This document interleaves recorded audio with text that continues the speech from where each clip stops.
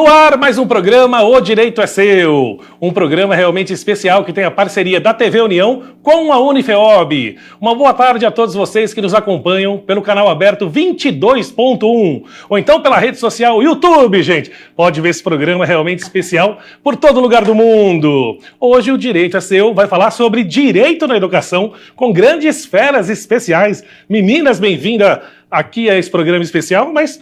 primeiro você, né, queridíssima Dani Cassucci, sempre ao meu lado nas quartas-feiras, né, dando show. Nossa glamurosa Dani, bem-vinda. Oh, muito obrigada. Ó, você tá querendo nota em prova, hein? amanhã já tem modular, né, gente?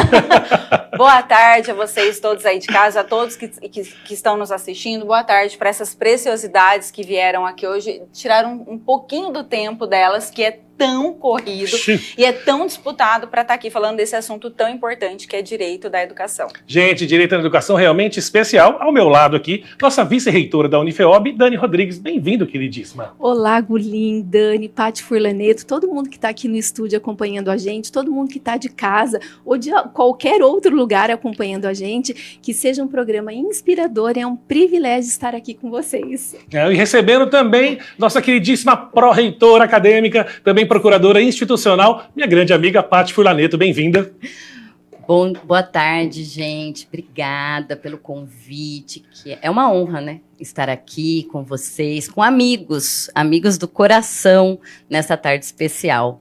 Muito obrigada, estou me sentindo honrada de estar aqui nesta bancada. Eu feliz com você. Vocês já perceberam que aqui é Dani de um lado, Dani do outro e Pati, né, gente? Isso aqui, por isso que eu falo, o direito é ser um bate-papo de uma linguagem jurídica, né? Para a gente entender realmente um pouco, né, dos temas que a gente escolhe. Hoje, direito na educação.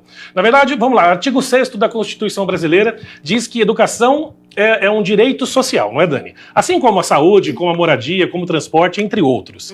E no artigo 205, aí a gente pega mesmo na parte da educação que diz que a educação é o direito de todos e dever do Estado e da família. Acho que a gente pode começar falando sobre isso, né? Isso. Vamos dar uma contextualizada. Quando a gente fala sobre... nós temos duas vertentes para falar sobre educação. Educação é um tema muito importante, é extremamente significativo e ainda é o melhor e o caminho mais seguro de se obter sucesso e vitória na vida em todas as esferas. Porque o conhecimento é algo que ninguém tira de você. Exatamente. Essa é uma frase clássica. Os nossos pais vão dizer, nossos avós vão dizer, todo mundo que tem sucesso vai dizer para você que o conhecimento tem esse poder. Conhecimento é poder, te dá poder, é o pozinho do piripimpim. Então, quando a gente fala direito da educação, a gente pensa num conjunto de leis mesmo e diretrizes que dão todo o respaldo para que exista a educação, o acesso à educação, também aí é o direito à educação, mas dentro do direito à educação, então vem o dever da família, o dever do Estado, você poder se profissionalizar, as instituições de ensino, tanto infantil quanto fundamental, ensino médio, quanto ensino superior, estarem dentro das diretrizes, seguirem determinadas leis para que o aprendizado chegue de maneira satisfatória e com qualidade. Então, quando a gente pensa em direito da educação, ainda é um tema muito amplo. Todo tema que a gente traz aqui é muito amplo, tem muito assunto. Você citou o artigo 6º da Constituição Federal.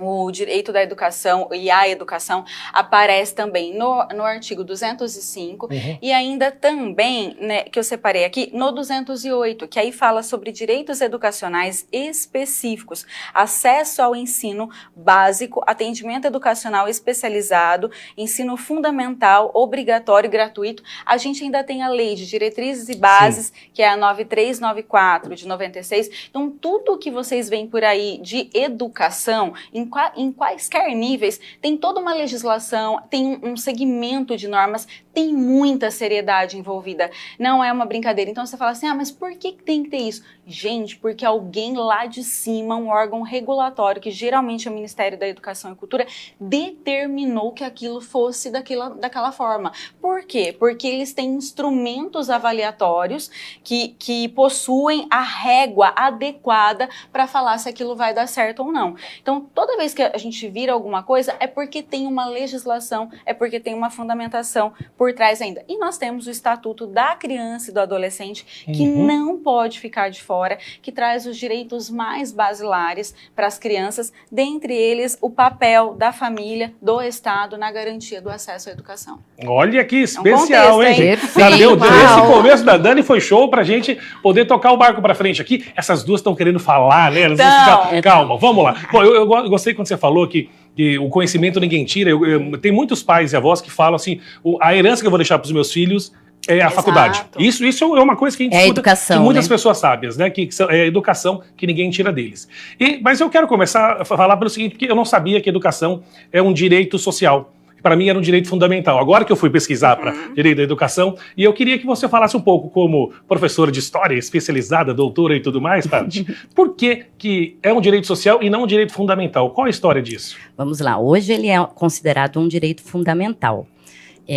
Mas eu acho que vale a pena, até para as pessoas que estão assistindo, né, que a gente explique um pouquinho, até como professora, fui por muito tempo professora do curso de Direito, hoje não estou mais dentro da sala no curso de Direito, mas explicar um pouquinho que a lei, seja ela qual for, né, e no nosso caso, a nossa Constituição máxima, que é a Constituição Federal, ela é produto de algumas de situações históricas, né?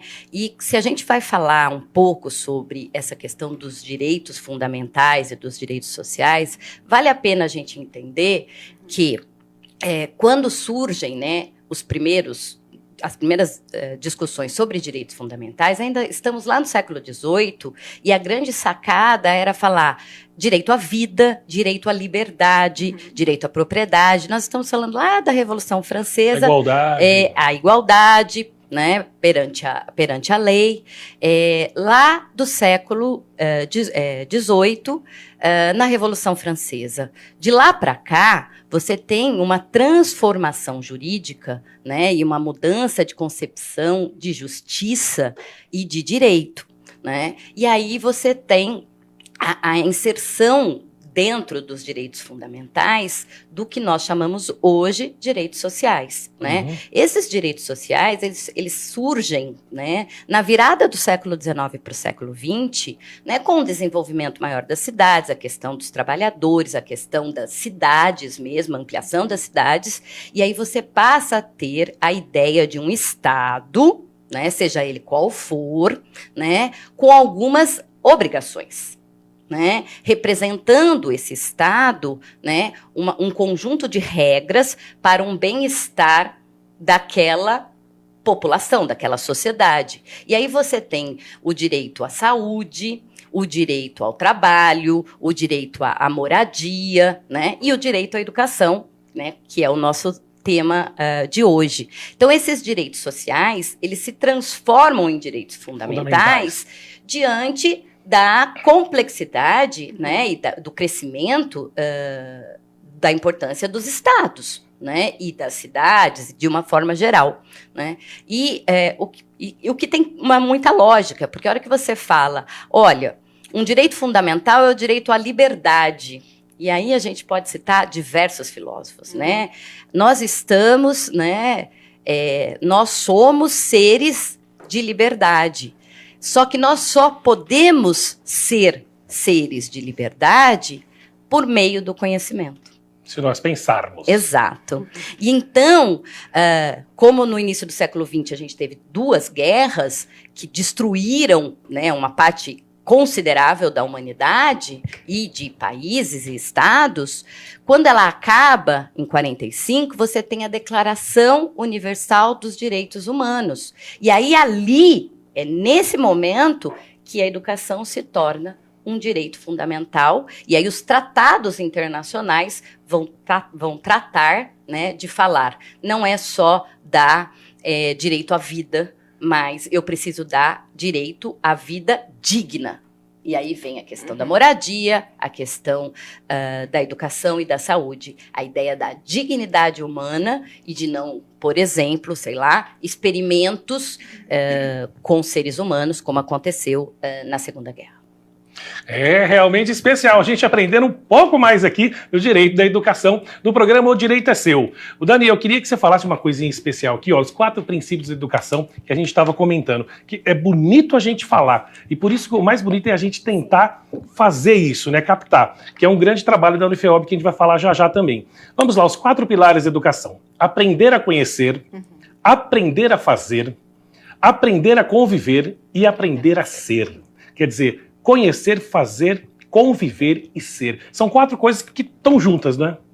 Sem sombra de dúvida, Gulinha, eu acredito que quando a gente fala em educação, seja ela básica, fundamental ou superior, é a gente entender que parte da trilha educativa parte de conteúdo, do aprender a conhecer. Assim como a gente já colocou aqui, e a Dani muito bem disse, ou a Paty colocou isso, que o coração, ele mostra qual é o caminho na vida da gente, mas é o conhecimento que traz liberdade, foi a Paty que colocou que traz liberdade, dignidade, e essa questão que o conhecimento pavimenta a estrada.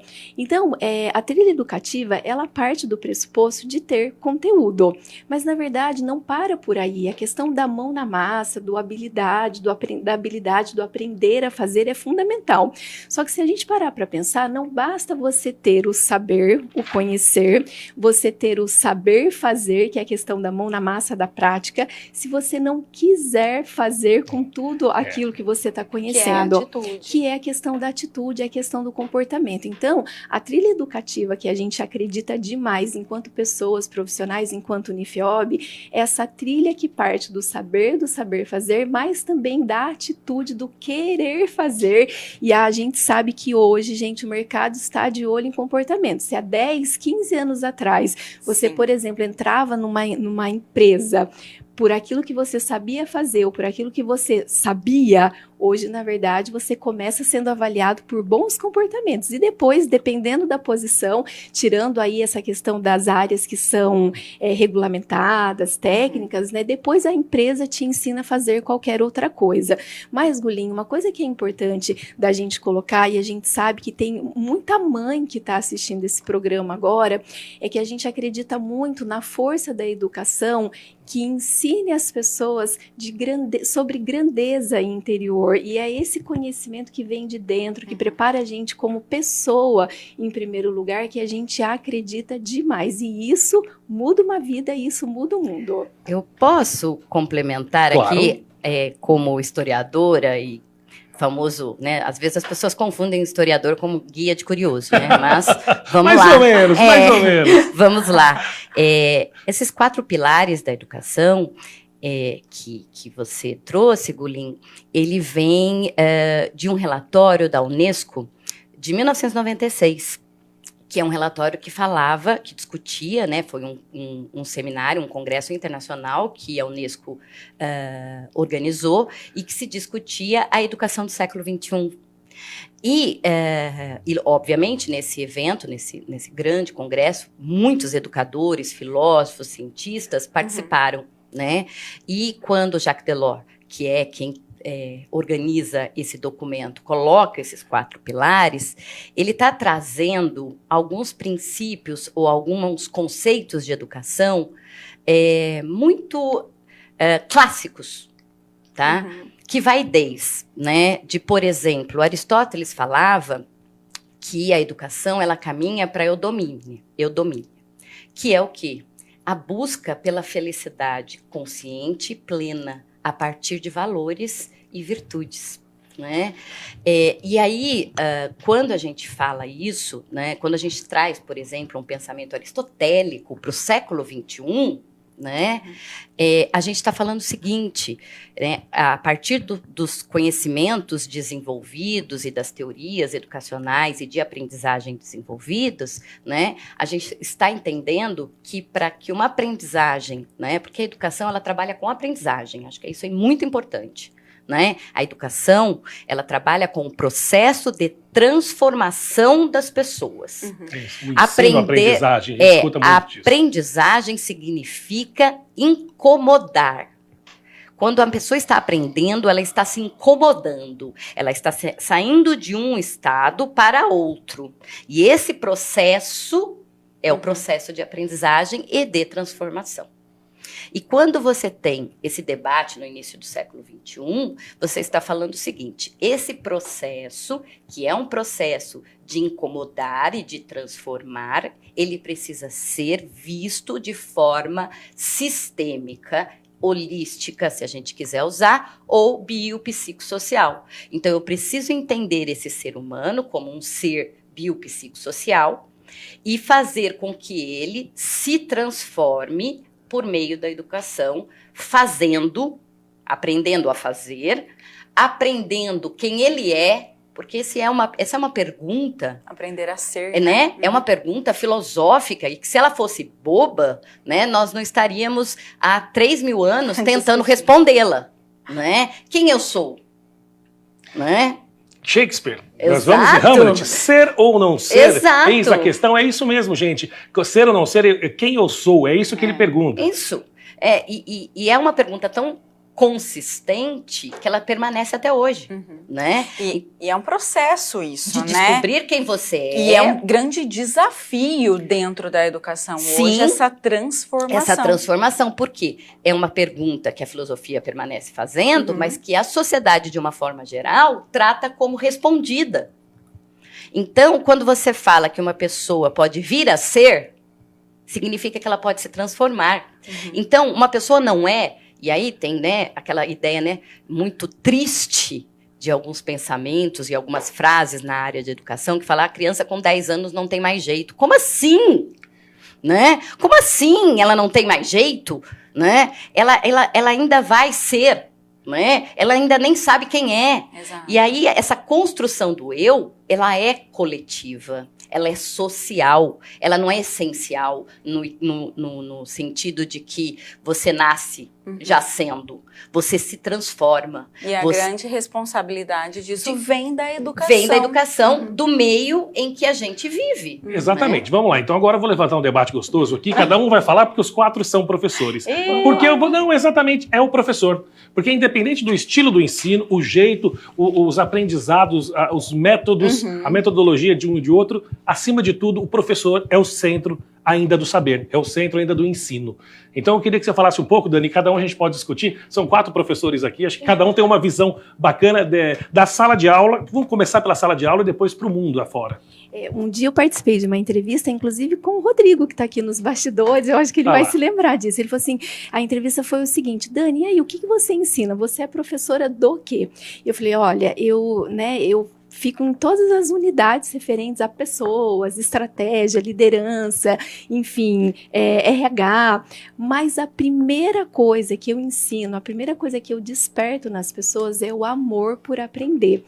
E por que eu digo isso, Culin? Porque eu nunca, de coração, mesmo quando eu não era professora, eu nunca acreditei nesse professor todo dono de si, dono do conhecimento, esse professor que se coloca lá, enfim, como o centro das atenções, o dono de tudo, ele dita as regras. Pelo contrário, quando a gente pensa no professor que a gente se lembra, olha, eu lembro, por exemplo, da tia Esmeralda, eu lembro do senhor Zanetti, eu lembro de professores tão inspiradores na minha vida, e eles nunca foram detentores de conhecimento. Eles eram também, mas na verdade o que os fizeram grandes professores na minha vida foi esse despertar pelo amor, por aprender, por conhecer mais, por te mostrar o caminho, inspirar, né?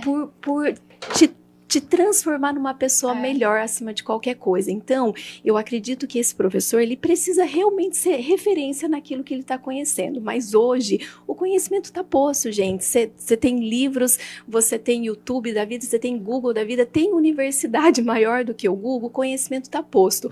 Mas o professor que eu acredito, que a Unifiob acredita, é aquele professor que facilita o processo de ensino-aprendizagem, que inspira os alunos. Não é o professor que traz as respostas, mas definitivamente o professor que inspira novas perguntas. Que ensina a pescar, né? Como que é a tua experiência, Paty? Quantos programas nós temos? Vamos cortar, já vamos entrar no intervalo aqui, gente. Basicamente. Bom, em relação à questão da docência, né, eu acho que tem alguns pontos importantes, né? O professor, e aí a gente volta novamente à filosofia grega, né? O professor, ele é o seu mentor. E a ideia da mentoria, que hoje em dia se fala tanto em mentoria, né? Mas o que é a ideia do mentor? É aquela pessoa que te inspira, que te referencia, né? E que te embasa. Isso é o primeiro ponto. Então, tem muito que se discutir sobre a valorização do professor. Né? O professor será substituído? O professor é substituível? Não, ele não é. Porque as relações são humanas, a tecnologia é meio. E as relações são humanas. Nós nos relacionamos com pessoas e usamos pessoas como referência e não computadores. Claro. Né? Portanto, o professor ele é uma referência que hoje, obviamente, disputa espaço de referência com os jovens, com os influenciadores digitais. Antes era só jogador de futebol, agora eu tenho influenciador digital, jogador de futebol, atrizes, atores e etc. Nada contra, né? Porém, o professor ele é a referência dessa transformação possível na vida daquela pessoa que está sendo mentorada. Ele é a referência da possível transformação do que ele quer vir a ser como pessoa, como profissional, né? Como cidadão, como uma pessoa que tem posicionamento diante do mundo. Então, é isso. Então, muito se confundiu essa questão e essa importância do professor com questões político-ideológicas partidárias. Nós vivemos um período aí em que se confundiu tudo, se misturou tudo e virou tudo uma grande... Infelizmente virou um balaio de gato errado. Errado. Então, mas há de se entender, o professor ele é sim uma referência e é um mentor do que a pessoa, o educando, pode vir a ser. Esse é o primeiro ponto. O segundo ponto é que palavras são importantes. Sem dúvida, o discurso é a nossa forma de comunicação, mas nem tudo aprendemos a partir das palavras. Nós aprendemos a partir de ações. Atitudes diante desse educando fazem tão ou mais efeito do que a sua fala. E um terceiro, né, ponto em relação ao professor é a questão de trazer para este processo a operação, a prática, né, e o desenvolvimento de habilidades, né, que o Freinet coloca, né, muito bem no início do século XX. Ele fala já, porque não é tão novidade isso, né? A aprendizagem significativa ou ativa, né? Uma aprendizagem ela só existe realmente se ela for ativa. Isto é, se ela trouxer para aquela pessoa uma movimentação, né? E com isso, uma maior autonomia e com isso, uma maior liberdade para decidir fazer ou não. E, Paty, eu preciso falar uma coisa, né, com base nisso. A gente falou muito sobre esse amor por aprender e dependendo da experiência que você tem com o professor, você começa a detestar aprender. Tem alguns estudos que dizem que as pessoas amam aprender, elas detestam estudar, algumas vezes por conta de experiências ruins com professores. E aí eu acredito muito, né, que hoje o professor atualizado, bem posicionado, não é o detentor de conhecimento. Pelo contrário, pelo menos na minha vida, os piores professores que eu tive foram aqueles só detentores de conhecimento. Mas esse professor que está ali para servir o estudante, sabe? É uma inversão de prioridade. Não é o estudante que está por mim, mas sou eu que estou por estudante. Então, eu admiro professores que têm essa capacidade do ajuste da fala. Então, eu vou falar sobre um tema, eu preciso conhecer o perfil da minha turma, da onde vêm essas pessoas, o que elas valorizam, o que elas estão buscando enquanto carreira, quais as batalhas que elas venceram para chegar até aqui, enfim. Eu preciso ajustar a minha fala para o perfil da turma, porque quando a gente fala do nosso lugar de mundo, mas quando o outro ouve, ele também ouve do lugar do mundo dele. Então, eu acredito nesse professor que inspira, que facilita, que mentora, que desperta curiosidade e que serve o estudante muito por meio, sabe, desse ajuste de fala de lugar de mundo. Bonito. E a sua experiência como professora? Nossa. Minha querida professora. Eu falo que o professor, hoje, ele é um ajudador. Essa é a posição que Olha ele... que termo legal. Eu sempre falo, gente, eu tô aqui só para ajudar vocês, porque o conhecimento tá na palma da mão de vocês. A lógica do servidor, né, Dani? E aí, o que eu falo para os estudantes? Eu falo assim, olha, e uma das coisas básicas que eu entendo que o professor tem que fazer, vocês duas citaram aqui grandes questões que eu estudo bastante sobre a didática do ensino superior. Então, nós temos para cada nível uma didática adequada. Eu e o Gulinha até falamos sobre isso no programa. Então, tem o pessoal da pedagogia, que é extremamente importante, o pessoal do ensino infantil, fundamental, médio e o superior. E o nosso grande desafio é estimular o pensamento crítico, é trazer o conhecimento e trazer o processo, o sentido para o processo de aprendizagem. Perfeito, E você precisa entender, e aí eu falo para eles, aí eu sou muito democrática também com os meus estudantes, o Guilherme sabe disso. Eu falo assim, vocês têm tantas opções, é verdade ou não é? Eu tenho aqui tal atividade, mas vocês podem escolher isso, aquilo, por quê? Eles são seres humanos e nas veias corre sangue e eles também são pessoas que têm dias ruins, que terminam relacionamentos, que são filhos de alguém, pais de alguém, netos de alguém, então às vezes é um parente que falece. Então você precisa ter essa empatia com o estudante, entender que nem tudo é da forma que você quer. Então hoje o grande desafio do professor é quebrar a escola tradicional, daquela escola lá de trás, né, bem tradicional, que era o professor como o centro e como o detentor de todo o conhecimento, mas não no sentido bacana que a gente fala. Não é que ser detentor de conhecimento é ruim, não é isso, mas é aquele centralizador e protagonizar realmente o estudante, porque a gente vem numa evolução de sociedade onde o estudante ele precisa ser o protagonista, ele precisa entender. A educação deu uma guinada. Então hoje nós temos, antigamente nós falamos de educação 1.0, hoje nós estamos na educação, né? 5.0. Exatamente. Que as pessoas não sabem disso, não se atentam para isso. Hoje nós estamos competindo com jovens que ficam 1 minuto, né, numa tela, que preferem. O tempo de atenção antigamente, você entrava numa sala de aula, o instrumento era uma lousa, um giz, e você falava 1 hora e todo mundo prestando muita atenção. Hoje não. Era outra época. Então você precisa, o professor hoje ele precisa ter uma disrupção, ele precisa se desconstruir, se reconstruir, saber o público e atender. Então assim, eu falo, o professor é um ajudador e inspirar. E o que eu falo para os meus estudantes, que eu digo assim, gente, se eu conseguir, vocês também conseguem. E é para isso que eu tô aqui, para ajudar vocês a chegarem, atingir o objetivo de vocês. É o básico. Ensinamentos fundamentais de base de 3 professores. Eu posso jogar um... Sim.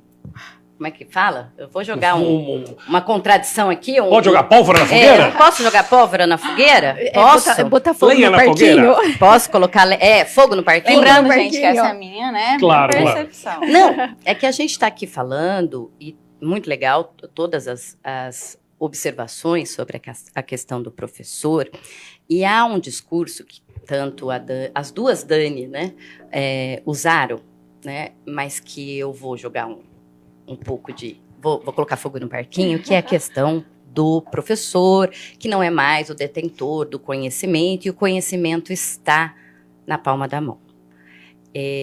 Como educadora, eu preciso dizer que essa frase, por mais que a gente fale com boa intenção, Sim. ela é uma falácia. Ela tem uma falha de raciocínio, que é importante para quem está assistindo o programa, entenda. Um dos direitos que a própria LDB e a Constituição Federal nos proporciona é o direito ao acesso à informação, né? Acesso à educação. E aí, em outro artigo, acesso à informação.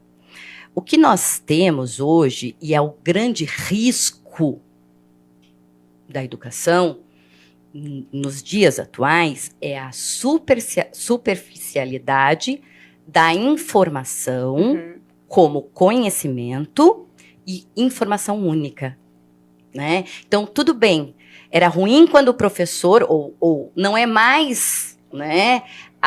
O professor não é mais o detentor do conhecimento, o único detentor do conhecimento. Perfeito. Hoje nós temos a tecnologia que me traz outros conhecimentos. Concordo em gênero, número e grau. Qual é o problema? É quando eu transfiro. O professor não é mais o detentor do conhecimento, e quem é detentor do conhecimento é o Google. Lembrando que o Google é um buscador e ele define o que ele vai mostrar. Portanto, a informação que vai aparecer no ChatGPT, a informação que vai aparecer no Google, é uma informação que foi definida para aparecer. E aí a gente corre o risco de não obedecer a um outro direito, né? A um outro direito, que é o direito que a LDB coloca do desenvolvimento do que a Dani colocou, que é o pensamento crítico e a capacidade de elaborar. Isso só o professor. E o estudante. Entendeu? Nós somos capazes de elaborar, né, conhecimento, de produzir conhecimento. De alimentar o Google. O ChatGPT, de criar sínteses, antíteses, né? E colocar isso ao debate. O grande desafio da educação 5.0 não é a tecnologia. Não é.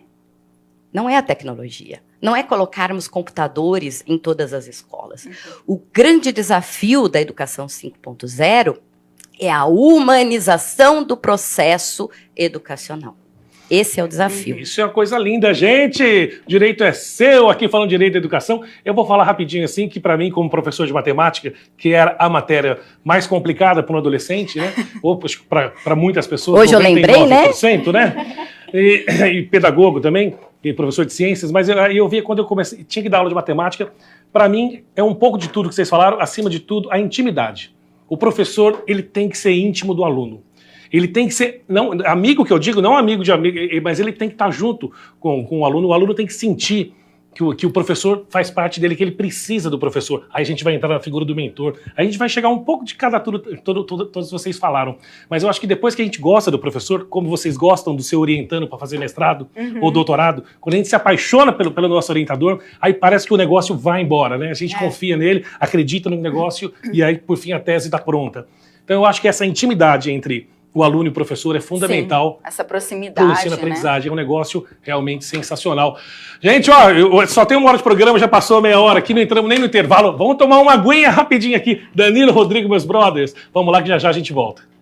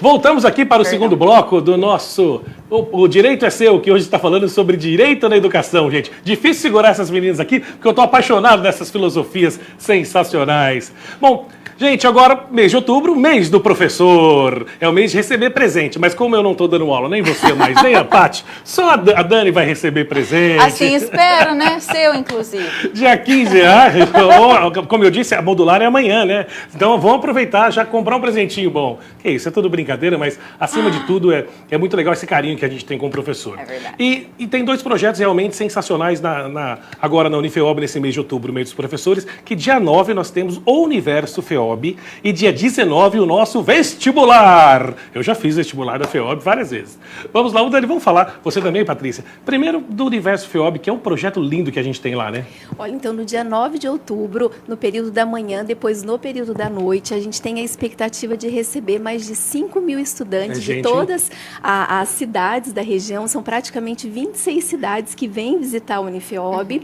26 cidades, mais de 80 escolas do ensino médio. E qual que é a ideia nesse dia? Você que está passando por esse momento de tomar sua grande decisão para escolher a tua faculdade, no dia 9 de outubro é você experienciar durante um dia todos os cursos da Unifeob, conversar com os estudantes, saber com quem já está fazendo a faculdade, como é a experiência de cada um, visitar laboratórios, experienciar o campus, conhecer os coordenadores. Então, o dia 9 é um dia assim tão especial pra gente. Sim. E aí, gente, e aí a gente faz esse nós esperamos, né? Só para completar aqui, a gente espera o ano inteiro por essa data. A gente espera o ano inteiro, é verdade. E olha, gente, eu queria muito... Você tem todos os cursos da Unifeob estarão lá. Por exemplo, eu quero ver alguma coisa do direito, vai ter um stand do direito, sim, da engenharia, sim. Tem um stand da engenharia, é assim que funciona. É isso aí. Dani, só para colocar aqui, né, fazer a propaganda dos coordenadores de curso e dos estudantes e professores que organizam com muito carinho esse dia. Então, nós teremos espaços de todos os cursos que a Unifeob disponibiliza para o estudante. Nesses espaços estarão os estudantes, professores, coordenadores, e esses estudantes do ensino médio poderão conversar tanto com o coordenador, quanto com o estudante, quanto com o professor, e viver e ter a experiência ali de alguma ação, né, que eles efetivamente farão quando se escolherem aquele curso. Então, é um dia em que o estudante fala com o estudante e mostra como é estar na faculdade. E a Copa do Mundo da Unifeob é esse dia, né? É isso aí, Gulim. E aí, gente, a gente tem esse grande aquecimento, inclusive para o nosso vestibular, que acontece dia 19. A Paty cumprimentou os coordenadores que, com tanto carinho, realizam o universo, mas eu também quero aproveitar a oportunidade para mandar um beijo para a Tarsila, que também organiza, lidera com os coordenadores esse processo. Exatamente. Beijo, Tarsila. A Thaís verdade. Do marketing, né? Nossa loira. Thaís. Todo o time ali. E aí, gente, também chamar a atenção para o dia 19 de outubro, que é o grande vestibular da Unifeob. E dessa vez, Gulinho, o vestibular vai acontecer em um sábado de manhã, com início às 9 horas, presencial, no campus Mantiqueira da Unifeob. E, gente, eu sempre vou dizer que ninguém segura uma pessoa quando ela decide aprender. E se você quer decolar na tua carreira, seja na transição do médio para a graduação, da graduação para o primeiro emprego, para uma promoção, se você já está no mercado de trabalho, esteja imerso em um ambiente de conhecimento. Porque nunca, em nenhum momento da história, foi tão importante aprender quanto agora. Exatamente, eu acho que... Esse vestibular vai ser o vestibular de bolsas, vocês vão falar um pouquinho Quer disso? comentar, Paty? O vestibular do dia 19 é o que a gente chama, né, de vestibular oficial. É o ponto de partida para o próximo ano letivo. Então, nesse vestibular, teremos, obviamente, né, algumas bolsas disponibilizadas. Algumas não, são muitas. Muitas e Quem muitas. ganha essa bolsa? Quem ficar em primeiro já... Não. Você tem algumas possibilidades. Você tem a bolsa de mérito, né, que é o primeiro colocado, tem direito a uma bolsa em cada curso, uma bolsa legal. De 100%, né? Tem também, né, temos também as bolsas por questão social, lembrando que a Unifeob, gente, para quem está assistindo, né, e não tem tanta relação com a Unifeob, ela é uma fundação, né, sem fins lucrativos, não tem nenhuma, não é mantida, né, nem pelo governo, pelo poder público, né, ela é mantida apenas pela mensalidade, né, dos cursos, mas nós temos como missão institucional ofertar algumas bolsas, que são chamadas bolsas sociais, né, que o estudante ele tem acesso a essas bolsas diante da sua situação. Escola pública, renda familiar e etc. E aí nós oferecemos nesse vestibular também, óbvio, precisa ir bem no vestibular, e aí ele tem acesso a essas bolsas. Todos os cursos têm a oferta dessas bolsas. Além das bolsas, você ia perguntar? Não, pode falar da bolsa aqui. Não, eu ia perguntar quais os facilitadores, não sei quem quer. se vocês querem trazer, porque às vezes o pessoal fala, mas eu vou lá, vou fazer vestibular só por bolsa. Não, então assim, que a gente tem muita coisa bacana lá na instituição. Sem dúvida. Muita. Porque o nosso objetivo é que o estudante venha, que participe, e a gente tem vários mecanismos para facilitar essa jornada.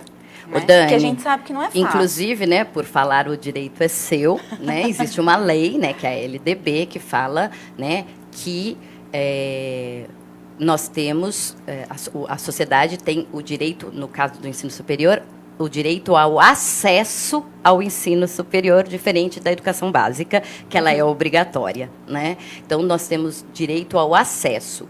E a Unifeob, ela surge exatamente com alguns né, facilitadores. com essa ideia, né? Que é possibilitar o acesso ao ensino superior de uma forma que eu consiga abranger uma parte da sociedade que por algum motivo, entende que o ensino superior não seja para ela. É para todo mundo. E lá a gente tem, desde bolsas sociais, sem dúvida, temos as bolsas de mérito, né, que é o estudante que vai muito bem no vestibular, mas também temos os nossos financiamentos, possibilidade de financiamento, né, os nossos valores de mensalidade são valores que são possíveis de serem pagos, né? Então, é importante que quem esteja pensando, né, quero fazer o ensino superior, veja o ensino superior não como uma dívida, gente. Não pensem o ensino como uma dívida. Pensem como um investimento em algo que pode efetivamente transformar a vida das pessoas. Posso só colocar em relação ao professor, só para ficarmos no tema aqui? Muita gente, há um senso comum que foi criado aí, né, de que professor é desqualificado ou professor tem uma espécie de subemprego, né? O que não é real, gente. Por exemplo, né, o curso de pedagogia, um curso muito tradicional na instituição, com mais de 50 anos, né, ele é um curso e que tem 100% de empregabilidade, de trabalhabilidade. Nós não temos... estudante não sai da graduação de pedagogia sem emprego. E ele começa a trabalhar, logo no primeiro ano de curso, ele já paga o curso com estágio. Né? Então, há uma cultura de desvalorização de algumas profissões e mesmo do diploma de graduação, né, que ele não seria mais necessário para o mundo de hoje. Ele é, sim, muito necessário e ele traz para a sua vida, né, uma transformação e uma mudança, né, que a melhor experiência da vida. Sim, e que efetivamente, falando em ganho, tá? Você investe, sim, 4 anos da sua vida, 5 anos da sua vida, mas você tem um acréscimo, né, financeiro, de representatividade social na sua vida, que só a graduação pode oferecer. E aí, Dani, só para complementar, você falou quais são os facilitadores, além de todos os que a Paty trouxe, assim, tem um índice no Brasil que é a taxa líquida de escolarização no ensino superior. A cada 10 jovens que se formam no ensino médio, só 2 vão para a graduação. E quando a gente estuda esse índice, por que os outros não vão? Óbvio que você tem lá quem é outlier, né, fora da curva, vai abrir seu próprio negócio, enfim.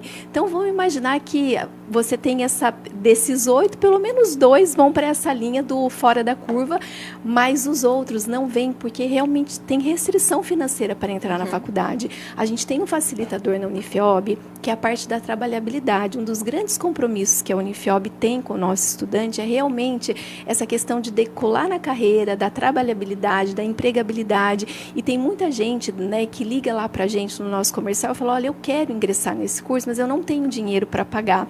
E aí a gente sempre fala, vem, a gente tem mais de 200 vagas que a gente está fazendo para as empresas de São João e da região. Então tem muito estudante que entra sem condição para pagar, e em pouco tempo já consegue um trabalho, uma vaga, e aí realmente vai viver o seu sonho. Quando a gente fala em financiamento, não é que tem juros, é a forma que a gente chama de facilitar esse acesso ao pagamento da mensalidade. O próprio FIES, né? Exato. Renato, não é que vai ter juro, não, é igual de banco ou juro de um... Não, gente, não é isso. Então, tem muitos facilitadores.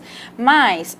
eu falo, né, o diploma da graduação, você não é só adquirir, além do conhecimento, você vai se tornar um profissional. Você tem uma jornada para percorrer. E ainda, no meu sentir, na minha visão, na experiência que eu já tenho, porque eu escolhi fazer Direito, faria outras faculdades, mas Direito é minha paixão, e o curso de Direito me deu absolutamente tudo. Eu nunca passei falta de emprego, eu sempre tive muitas bênçãos financeiras, muita prosperidade com o meu curso, com o meu conhecimento, com o meu esforço. Então, eu digo assim, essa experiência, ela é transformadora e ainda é o único meio legal, dentro da legalidade, dentro da licitude, o meio mais acessível de você vencer na vida, vamos dizer assim, que é uma linguagem acessível que todo mundo fala. Ainda é o legado mais importante, ainda é aquilo mais importante, porque você pode empreender, você pode fazer várias outras coisas, mas você sempre vai ter um lugarzinho para voltar, um lugar que você se profissionalizou, que você se transformou e que você se moldou. Gente, especial. E eu acho que antes da gente entrar no intervalo, a gente podia falar de um projeto lindo que vocês têm, já há muitos anos com o Rotary, que é o melhor aluno de escola pública. Tem muito projeto lindo esse lá. Esse projeto que foi o Silvio Michelazzo que organizou no Rotary, e a FIOB entrou desde o início. Então, o melhor aluno de escola pública ganha uma bolsa da FIOB. E esse projeto do Rotary depois foi para os Rotarys de toda a nossa região, foi para o estado de São Paulo, ou seja, um projeto que começou aqui, que a Unifeob entrou também. Isso é muito legal, né? Vocês abraçarem esse aluno de escola pública. E esse é um outro facilitador, inclusive, né? Porque a gente tem vários meios de acesso à educação pela FIOB. No caso do Rotary, a gente tem todo um processo seletivo que é organizado pela diretoria de ensino, e aí você tem esse estudante que vem por mérito e recebe uma bolsa durante todo o curso. A gente tem um outro programa que é o Símbia, que é um programa em que as diretores das escolas públicas do ensino médio indicam para a gente os melhores estudantes com alto potencial, enfim, intelectual, mas com restrições para ingresso e permanência na educação superior. Esses estudantes indicados pelas diretoras e diretores passam por um processo seletivo junto com a Letícia. Lê, se você estiver vendo a gente, um beijo para você. E recebem uma bolsa durante toda a graduação. Só que o Símbia, ele tem essa lógica de criar um círculo virtuoso, porque quando o estudante se forma da maneira como ele pode, quando ele pode, ele retribui para a instituição, para que outros estudantes tenham a possibilidade de participar dessa projeto, oportunidade. Todas as vezes que vocês fazem eventos e que esse projeto aparece, eu me emociono muito, porque é um projeto muito bonito. É as lindo, pessoas, né, Dani? assim, ó, a forma como esse... Né, é uma espécie de roda da fortuna, mas num contexto todo roda da prosperidade. É uma lindo ideia, isso. Não, é uma ideia de que sozinho você pode chegar longe, mas junto você caminha muito mais, né? Mesmo. Ouvimos isso semana passada, né, Dani? Então, o que acontece? O Símbia é libertador. Por falar que o conhecimento, a educação é libertadora, ele é libertador porque ele te traz uma consciência de que não é só você, né? Você não precisa ser o único a chegar, porque a gente vive um mundo de muita competição, e é uma competição triste e desumana, né? Então, você não é o único, você não precisa ser o único. Pelo contrário, quanto mais pessoas chegarem com você, mais fortalecido você estará. Então, o Símbia, ele traz essa ideia. Eu cheguei e vou trazer comigo, agora que eu cheguei, outras pessoas para chegar também, para fazer o mesmo caminho, né? Bacana. Então, o Símbia, ele tem um embasamento, né?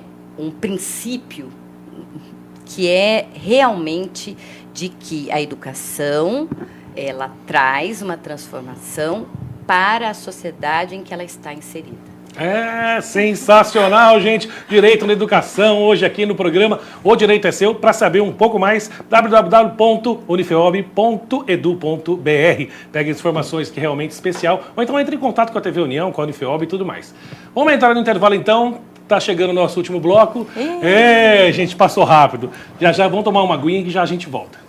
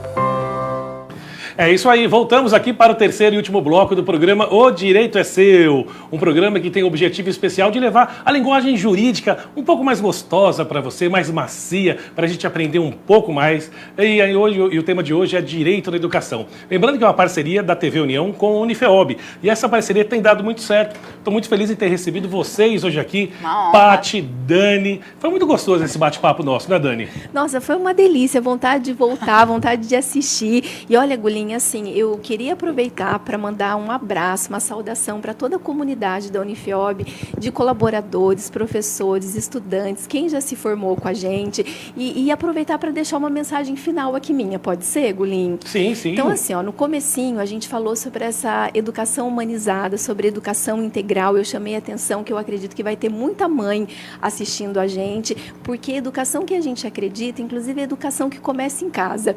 E já antecipando a minha homenagem para o Dia dos Professores, eu preciso dizer que a maior professora da minha vida foi a minha mãe. Eu diria que a minha mãe, ela me ensinou a ser gente. Depois, a faculdade, a escola, na verdade, ela contornou, ela lapidou tudo isso.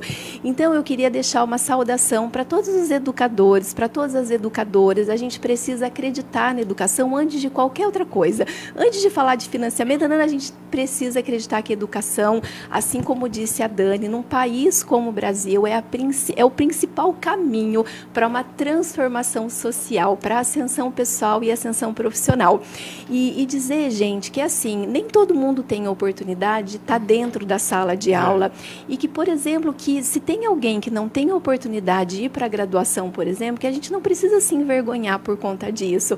Na verdade, a educação, antes de ser a sala de aula, precisa ser um valor na vida da gente. A educação tem que ser uma filosofia de vida.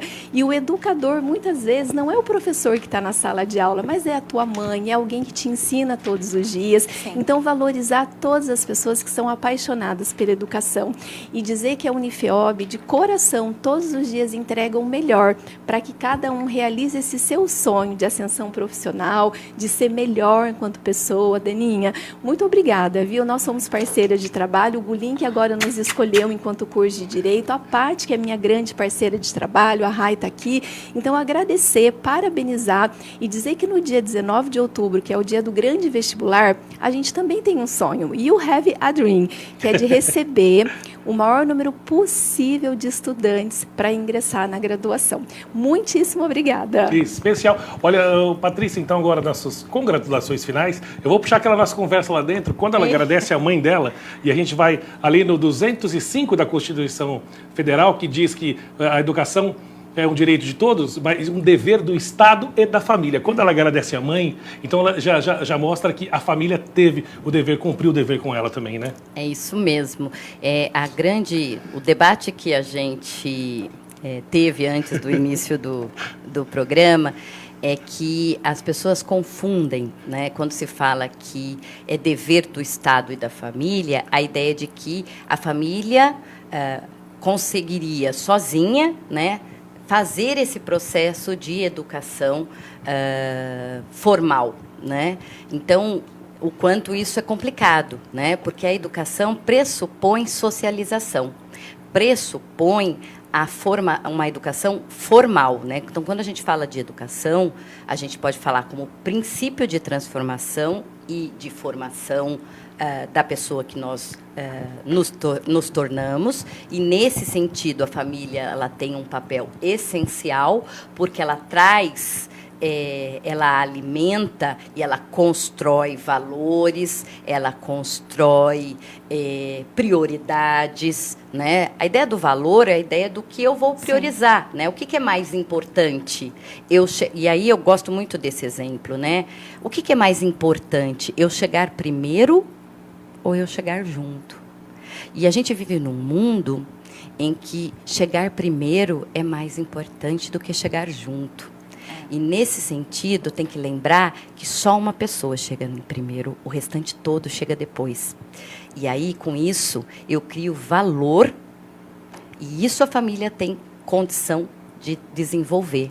A educação formal vai para dentro da escola, né? Então, é dever da família criar condições, ter condições e levar essa criança ou esse adolescente para dentro de um ambiente escolar onde ele vai ter a condição de se transformar mais ainda, de sociabilizar mais ainda, né? Então, no mundo em que nós vivemos, né, a educação como transformação, como um ato, ela se transforma em um ato revolucionário. E a gente ficou com muito medo dessa palavra, né? Mas não precisamos ter medo dessa palavra. Educar é um ato revolucionário. Feliz em ter recebido você também, Paty. E é isso aí, né, Dani? Mais um programa realmente especial. Acho que conseguimos o nosso objetivo, que é falar um pouquinho da educação, do direito da educação. Sim, tem muita coisa para falar, Muita. sempre, todo assunto, como eu digo, é só trazer de uma maneira para o pessoal de casa ficar mais próximo do assunto, entender um pouquinho mais, com uma linguagem mais simples, mais inteligível e mais acessível. Separamos aqui, viu, gente? Ó, tinha umas 30 perguntas muito formais, mas eu já tinha certeza que a gente tinha tanta coisa para falar, tanta coisa especial para falar, porque quando fala de educação, tem muitos assuntos que são secundários ali, mas que, na verdade, acabam se tornando primários a depender do contexto. Então, foi um prazer dividir aqui com você e Dani, né, uma querida, e a Paty também é uma querida. Essas mulheres, gente, mas elas são tão importantes, tão especiais, tão grandiosas, que eu não posso deixar de falar isso aqui. E é muito especial, muito bacana. A gente batalhou para ter elas aqui. O que fazer para trazê-las, viu? Arrumar a agenda delas aqui. Bater a agenda é uma coisa complicada. Era para outubro, veio para dia, foi para o outro. Gente, deu certo e veio no dia certo. E eu quero dizer que esse programa Direito é Seu, que é uma parceria da TV União, do Paulo Falda, também com a Unifeob, em nome do Beto Junqueira, nosso reitor, que é um cidadão sanjoanense agora. Nós estamos... Gente, fala o seguinte, Danilo. Rodrigo, põe a imagem do Beto Junqueira recebendo na Câmara Municipal o título de cidadão sanjoanense. Que honra. Foi e, aliás, lotado, né, gente? Isso é muito legal quando a gente vê o prestígio da pessoa. Foi uma cerimônia noite gostosa, linda. né? Olha lá, esses são a foto oficial. Vocês estavam tudo lá, né? Foi uma noite muito gostosa. Parabéns para o Beto, ele estava muito feliz, para a Mazinha, para toda a família do Beto. Eu acho que receber esse título é a maior honraria que alguém pode receber aqui na nossa Câmara Municipal. E vamos lá, vamos encerrando então o nosso programa O Direito é Seu, que é a parceria especial, como eu já disse, da Unifeob e da TV União. Agradeço Dani Rodrigues, nossa vice-reitora da Unifeob. Agradeço Paty Furlaneto, que é a nossa pró-reitora acadêmica e também procuradora institucional. Minha parceira sensacional aqui. É isso. Mais um. A Dani Cassucci, que é coordenadora do Direito também, minha professora. E é isso aí, gente. Vocês já sabem, o Direito é Seu e é aqui na TV União com parceria da Unifeob. Até semana que vem.